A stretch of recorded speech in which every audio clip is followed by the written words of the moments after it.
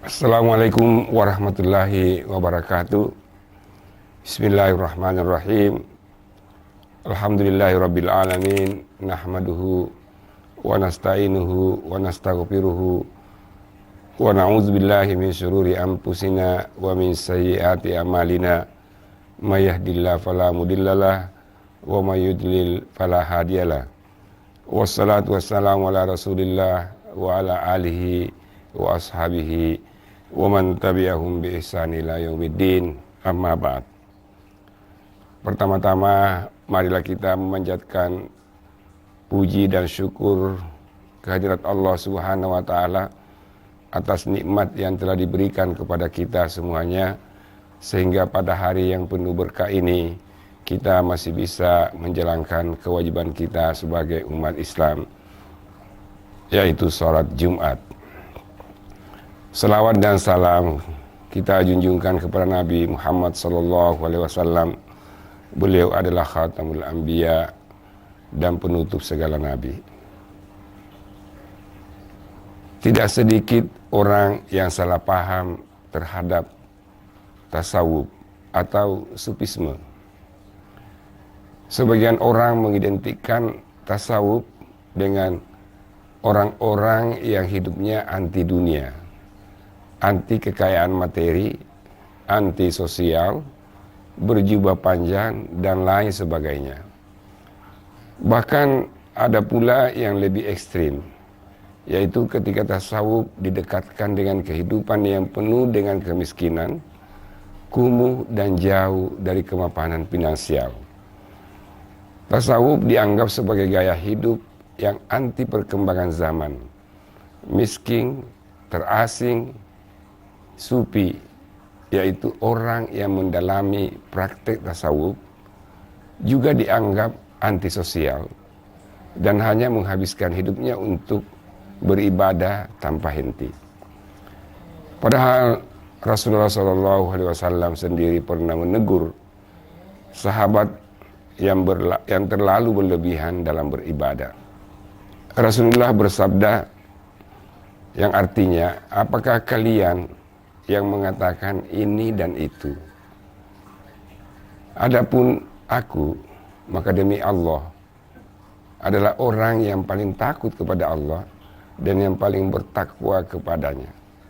Akan tetapi aku berpuasa, namun juga aku berbuka, dan aku salat malam, namun juga tidur, dan aku menikahi juga perempuan. Barang siapa yang tidak suka dengan sunnahku, maka dia bukan dari golonganku. Tasawuf memang tidak ada sejak awal Islam di masa Rasulullah SAW dan para sahabat. Akan tetapi praktik sufisme telah kental dalam kehidupan para sahabat. Pada zaman Rasulullah SAW hidup, semua orang pada dasarnya sudah menjadi sufi, yaitu tidak berlebihan terhadap kepentingan duniawi dan tetap berorientasi pada spiritualitas dan kebutuhan akhirat. Praktik itu merujuk definisi tasawuf yang muncul belakangan, yaitu suatu ilmu untuk memahami kebaikan dan keburukan jiwa, cara membersihkannya dari sifat-sifat yang buruk dan mengisinya dengan sifat-sifat yang terpuji.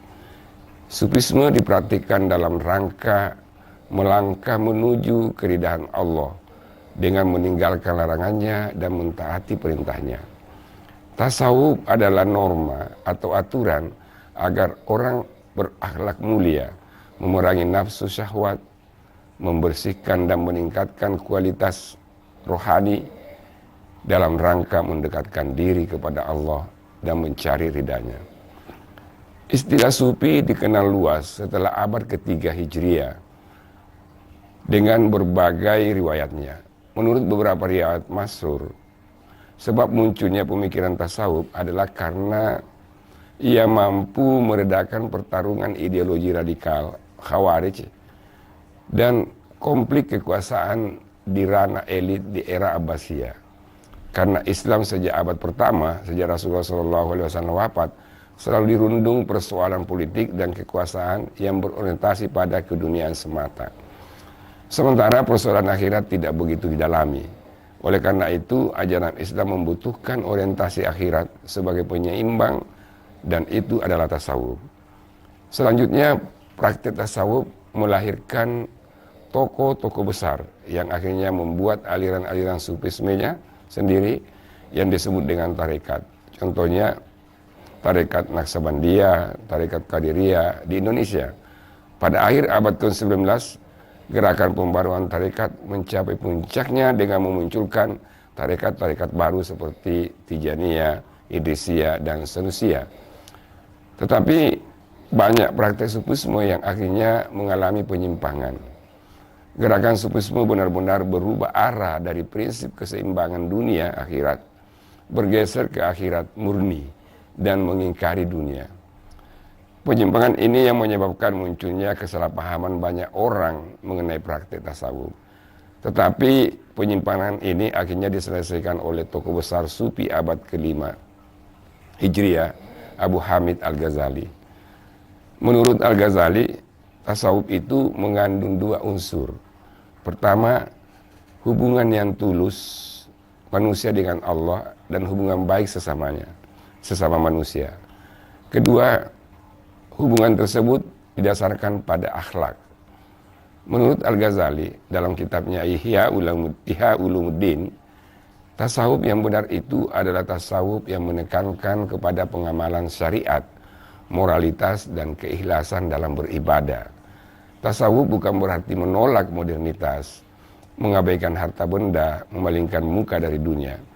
Ini merupakan pernyataan bahwa praktik sufi tidak hanya bisa diasumsikan sebagai ibadah zuhud dan zikir dalam pengertian ritual ansih, tetapi juga membina hubungan baik dengan sesama manusia dan membangun relasi yang harmonis dengan sesama makhluk Allah.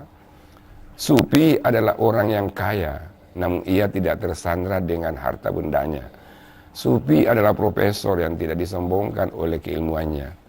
Sufi adalah pejabat yang nafsunya tidak terikat pada kursi-kursi kekuasaannya.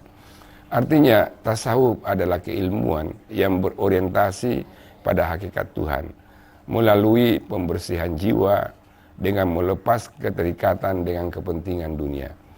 Dalam kondisi modern dan era teknologi kini, praktek sufi masih relevan dan bahkan sangat diperlukan, dengan catatan bahwa pengertiannya tidak sesempit yang dipahami sebagian orang. Kehidupan modern melahirkan mindset yang hedonis dan materialistis. Hubungan antara manusia pada zaman modern juga cenderung impersonal. Dalam kondisi seperti ini, umat muslim perlu mempertimbangkan pendekatan sufisme sebagai penyeimbang antara hiruk pikuk dunia dan sisi spiritualitas akhirat. Dalam hidup ini, yang dibutuhkan oleh manusia tak ada lain adalah ketenangan, ketentraman jiwa, dan kebahagiaan batin. Dan itu semua tidak bisa hanya disandarkan kepada faktor-faktor seperti ekonomi, status sosial, dan seterusnya. Tetapi justru banyak bergantung kepada interaksi dan kedekatan kita kepada Allah Subhanahu wa Ta'ala.